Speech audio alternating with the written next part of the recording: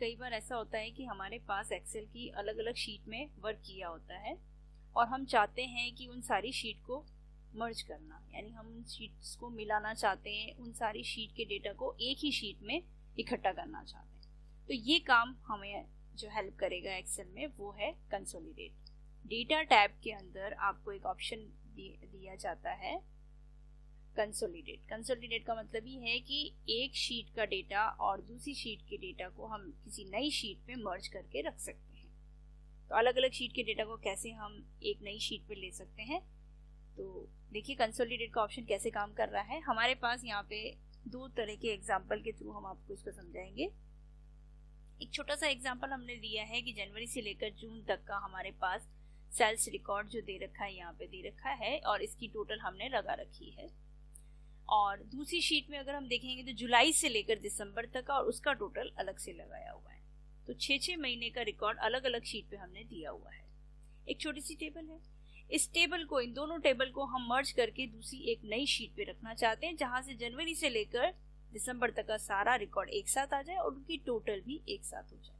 हमें इसमें टोटल अलग से लगाने की जरूरत नहीं पड़ेगी। हमें क्या करना है, सबसे पहले नई शीट लेनी है। हमें नई वर्कशीट इंसर्ट कर दी है, इसको हम इसके पीछे ले लेते हैं। ये दो हमारे पास जो शीट है जिसपे डेटा दिया हुआ है और नई जो शीट हमने ओपन की उस पे इसको हमें कंसोलिडेट करना है। डेटा टैब पे जाके कंसोलिडेट पे क्लिक करेंगे। यहाँ पे देखो एक विंडो आपको ओपन दिखाई देती है। इसमें आपको पूछा जा रहा है रेफरेंस, और रेफरेंस से पहले ऊपर दे रखा है फंक्शन। फंक्शन में अलग अलग फंक्शन है, सम, काउंट, एवरेज, मीन, मैक्स सब है। आपको अपनी टेबल के अकॉर्डिंग ये डिसाइड करना है कि आप इसमें से कौन सा फंक्शन चूज करेंगे। अभी हम जो चाह रहे हैं वो इन दोनों टेबल के डेटा को सम करना चाह रहे हैं, क्योंकि वो जो टोटल है वो ग्रांड टोटल के रूप में 6 मंथ का एक में दे रखा है, 6 मंथ का एक में दे रखा है। तो हमें टोटल 12 महीनों का रिकॉर्ड एक साथ चाहिए, तो हम उसको काउंट करेंगे। काउंट करने के लिए हमें सम का फॉर्मूला यूज करना पड़ेगा, इसलिए हम फंक्शन यहाँ पे कौन सा ले रहे हैं, सम। फिर रेफरेंस पे हमारे पास जो शीट है वो लेंगे। शीट 1 पे जाके हम वो एरिया सेलेक्ट कर लेते हैं। हमने जनवरी से लेकर टोटल तक का रिकॉर्ड एक साथ ले लिया है, इसको ऐड कर देंगे। ये इतना ऐड हो गया है। उसके बाद दूसरा रेफरेंस जो है वो दूसरी शीट में से लेंगे। दूसरी शीट का डेटा देखो उतना डिफॉल्ट सेलेक्ट कर लेता है। अगर वो सेलेक्ट नहीं होता है तो आपको सेलेक्ट करें। वैसे तो डिफॉल्ट ये सेलेक्ट हो जाता है क्योंकि उसी सीक्वेंस में उतना ही मैटर दिया हुआ है। वो सेलेक्ट होने के बाद में आप इसको ऐड कर देंगे तो ऑल रेफरेंस में दोनों शीट का रेफरेंस ऐड हो जाता है। नीचे आपको कुछ ऑप्शंस भी दे रखे हैं। टॉप रो है, यानी हमारे पास जो हेडिंग बनी हुई है, जैसे हमने जनवरी, फरवरी, मार्च ये जो मंथ के नाम लिखे हैं वो हेडिंग हम चाहते हैं, इसलिए हम टॉप रो को यूज करेंगे। लेफ्ट वाला हम यूज नहीं करेंगे, कारण ये कि हमारे पास लेफ्ट साइड में कोई रिकॉर्ड नहीं है। और क्रिएट लिंक का मतलब है दोनों शीट का डेटा हमें लिंक बनाना है, इसलिए ये वाला ऑप्शन सेलेक्ट करते हैं। तो अभी हम क्या कर रहे हैं, हम टॉप रो का ऑप्शन सेलेक्ट कर रहे हैं और क्रिएट लिंक वाला ऑप्शन भी सेलेक्ट करते हैं। ओके कर देंगे। ये देखिए दोनों शीट का डेटा एक ही शीट में आ जाता है। जनवरी से लेकर दिसंबर तक का सारा रिकॉर्ड एक साथ है और उन दोनों की टोटल एक साथ इसने करके आपको दे दी है। तो 2 शीट में जो हमारे पास डेटा था, इसी तरह से 2 शीट, 3 शीट, 4 शीट, अगर अलग अलग शीट पे डेटा है तो हम सबको मर्ज कर सकते हैं। तो कुछ इस तरह से हम शीट के डेटा को कंसोलिडेट कर सकते हैं।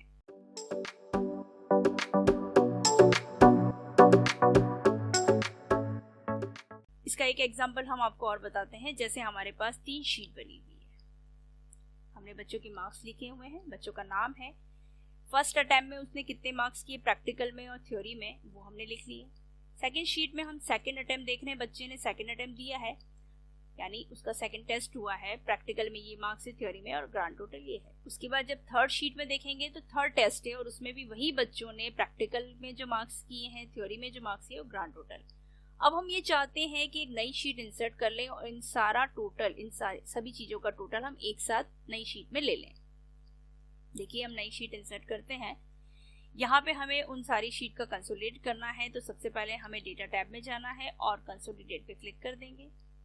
यहाँ पे हमें वही फंक्शन तो सम को यूज करना है। रेफरेंस हम ऐड करेंगे। रेफरेंस में हमें कौन सी शीट चाहिए, शीट 1। तो हम शीट 1 का डेटा, इसकी जो मेन हेडिंग है उसको छोड़ दीजिएगा, जहां से हमने नेम, प्रैक्टिकल मार्क्स ये लिखे हुए हैं वो आप रेंज सेलेक्ट कर लेंगे और इसको कर देंगे ऐड। दूसरी शीट पे जाएंगे, हमें दूसरी शीट का डेटा भी उसके साथ लेना है, तो डिफॉल्ट वो सेलेक्ट हो जाता है, हमें सिर्फ ऐड करना है यहाँ से। फिर थर्ड शीट लेंगे, थर्ड शीट का डेटा भी सेलेक्ट हो जाता है, उसको भी हम कर देंगे ऐड। तीनों शीट का डेटा यहाँ पे हमने मर्ज कर लिया, यानी ऑल रेफरेंस में हम तीनों शीट का रेफरेंस ले चुके हैं। अब हम बात करते हैं यूज लेबल इनकी। टॉप रो यानी हेडिंग अगर आप चाहते हैं तो आप ये वाला ऑप्शन चूज करेंगे। तो हमें हेडिंग तो चाहिए, हमें हेडिंग तो देखनी है, क्योंकि हमें लास्ट शीट पे इन तीनों शीट का रेफरेंस हमने जो दिया है उसका टोटल करके वो बताएगा। और लेफ्ट में भी हमने स्टूडेंट के नाम लिखे हुए हैं, तो लेफ्ट कॉलम वाला भी ऑप्शन सेलेक्ट कर लेंगे। और क्रिएट लिंक वाला ऑप्शन क्यों सेलेक्ट किया जाता है वो अब यहाँ पे हम अच्छे से समझ पाएंगे। तो हम तीनों ऑप्शन सेलेक्ट कर लेते हैं, टॉप रो, लेफ्ट कॉलम और क्रिएट लिंक। ये देखिए हमने क्रिएट लिंक वाला ऑप्शन भी सेलेक्ट कर लिया, ओके कर दिया। देखिए यहाँ पे हमारे पास एक टेबल बनी हुई आपको दिखाई दे रही है। इस टेबल में आपको बच्चे के तीनों मार्क्स इंक्लूड हो गए हैं, जो फर्स्ट अटेम्प्ट के हैं, सेकंड अटेम्प्ट के और थर्ड अटेम्प्ट के हैं। हम इसकी साइज थोड़ी सी इंक्रीज कर देते हैं। बच्चे के जो मार्क्स हैं, ये देखो टोटल मार्क्स यहाँ पे दिए गए हैं। टोटल मार्क्स प्रैक्टिकल के, टोटल मार्क्स थ्योरी के और ग्रांड टोटल तीनों की जोड़ दी गई है। लिंक जोड़ने का मतलब ये हुआ कि यहाँ पे आपको एक प्लस का आइकन सभी नाम के आगे दिखाई दे रहा है। इसका मतलब है यहाँ पे हमने लिंक बनाया है, इसलिए दिख रहा है।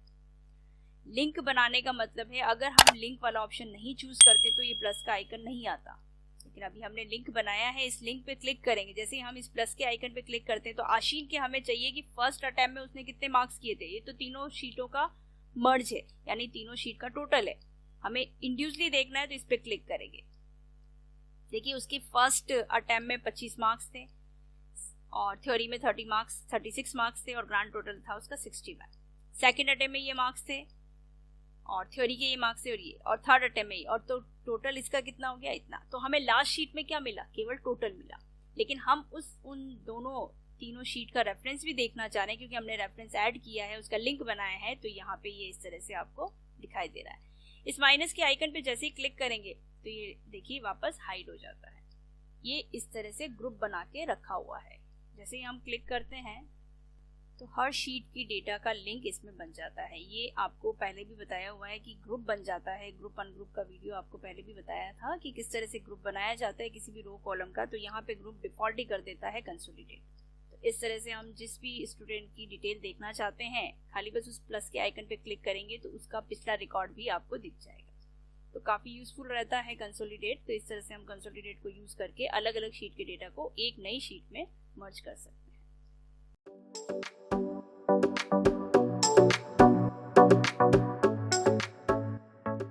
इसका एक यूज हम और देखते हैं। जैसे हमने कुछ यहाँ पे कुछ वैल्यूज लिख दी है, ये हमने कुछ नंबर ऐड किए हैं। अब हम चाहते हैं कि इन नंबर को हमें ऐड करना है।